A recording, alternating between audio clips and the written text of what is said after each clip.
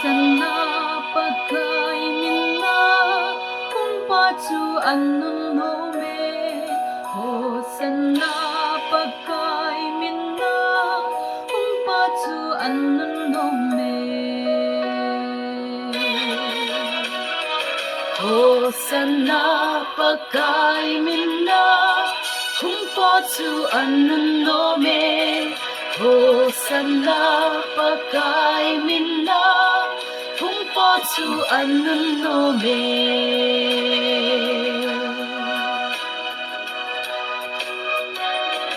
Sanganaw tsunga atovin Jerusalem nam zonin atse. Sanganaw tsunga atovin Jerusalem nam zonin atse. Laupitain alemui Hosanna pagkain na kung pacuan nun nome. Hosanna pagkain na kung pacuan nun nome.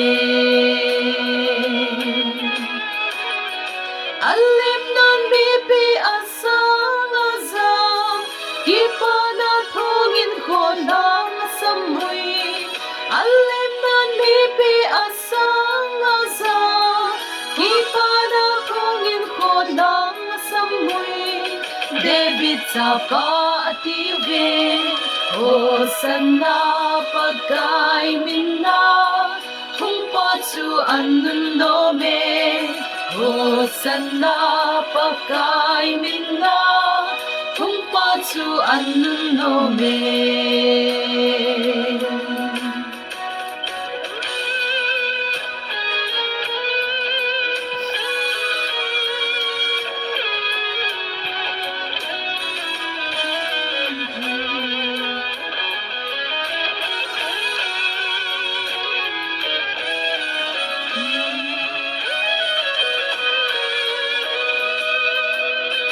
Leng si sulam to na dingin Onlet hiu bulam lungin apave. Leng si sulam to na dingin Onlet hiu bulam lungin apave.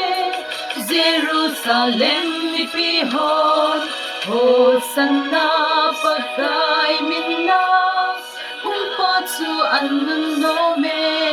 Hosanna pagkain na kung pacuan nun nome. Hosanna pagkain na kung pacuan nun nome. Hosanna pagkain na kung pacuan nun nome.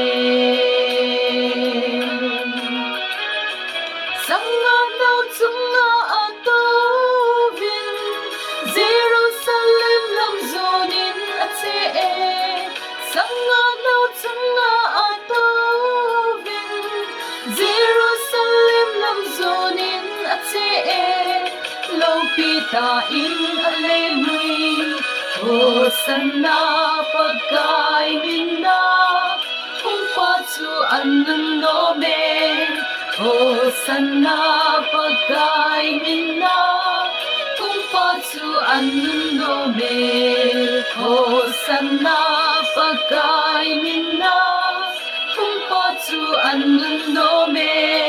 Hosanna pagkain na kung pacuan nun nome.